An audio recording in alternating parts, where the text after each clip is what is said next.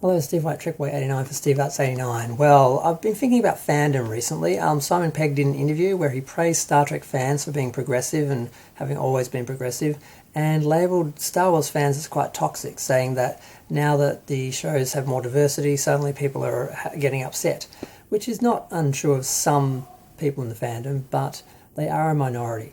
And I was sort of thinking of Star Trek, and I've been saying for a while that it's divided, but it seems to have divided sort of in three sort of groups. And I just sort of wanted to explore that for a minute.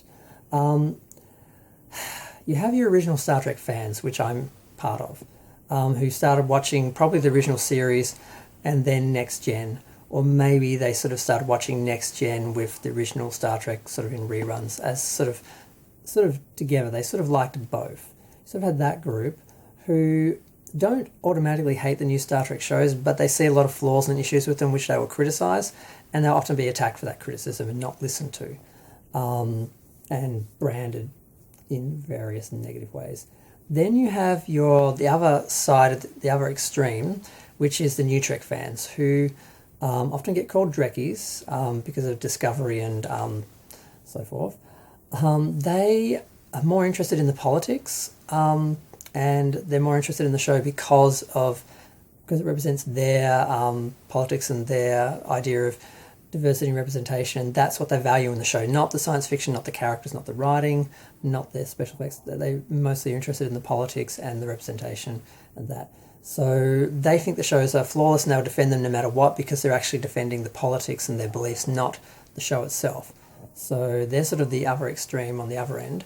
And then you sort of have in the middle a smaller minority, which unfortunately makes the most noise. And they are a bizarre group of people. I don't know what to call them.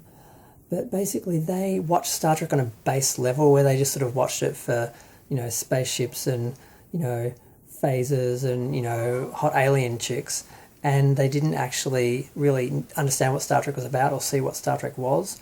And they somehow managed to project their own right-wing philosophies and ideologies and politics onto the show, and it's only recently that Star Trek got so progressive and diverse that sort of clashed with their version of what Star Trek was, and then they started to get upset because it was changed when that's really not the case. So you have these three groups, and unfortunately the original fans, if they do anything to criticise the new Trek shows, which they have plenty of flaws to be criticised legitimately, they get thrown into the middle group, which is like the racist, homophobic deplorables. I don't know what to call them.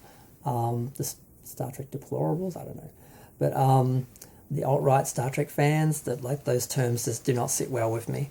But yeah, so anyone who criticises any of the many flaws of the new Star Trek shows, and look, Discovery had a few good episodes in the second season, and a few good ones in the fourth season. But for the most part, a lot of the shows weren't good, the series weren't good. Picard had about 3 good episodes, that's struggling. Strange New Worlds, most episodes are good. If you can view it as a reboot and not get caught up on canon, it's kind of enjoyable, but there are canon issues, it's definitely a reboot, and they keep saying it's not a reboot, so you're trying to fool old fans who know better, and the new fans who don't know anything about the original Star Trek believe everything Paramount says and will attack the original Star Trek fans about things they know nothing about and tell them about a history they lived because they heard the Paramount version or the CBS version. And it's quite a bizarre experience to be schooled on Star Trek by someone who didn't grow up with it and hasn't actually watched it and doesn't know it. So you have this conflict between the two separate sides of the fandom, and then you have this one little group that is probably the loudest, that gives us the bad name, and they're basically the toxic Star Trek fans. And they are racist, homophobic, bigoted, misogynist, pro-war, pro-religion, anti-science people who somehow managed to twist Star Trek into their world, and then they get upset when it doesn't look like how they think it should look. It's a bizarre group of people. But that seems to be how Star Trek is split, and the media jumps on because they're sort of supporting the new Star Trek, and they're attacking anyone from the old Star Trek who criticises the new Star Trek and lumps them into the group of the toxic, deplorable Star Trek fans. So it's not fun. It's not fun to be called a racist and a homophobe, especially when you're gay and not racist. So it's pretty it's pretty insulting because it is dismissive, and it's like, well, why don't you actually just focus on the actual criticisms, for one, and why don't the producers, the people making Star Trek, just actually deal with these issues, resolve them, and then we don't have to worry about the old fans and the new fans. They can both enjoy the show, and then we can just totally ignore that other group.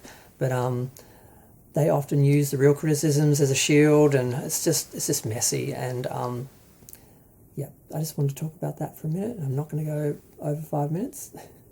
Feel free to share, like, comment, subscribe. Let me know what you think of the state of the fandom. But I think that's where it's at now, and it's a fairly strange place to sort of exist in, being a Star Trek fan and seeing all these different arguments and all these different people conflicting. But I'm going to go. Thanks. Bye.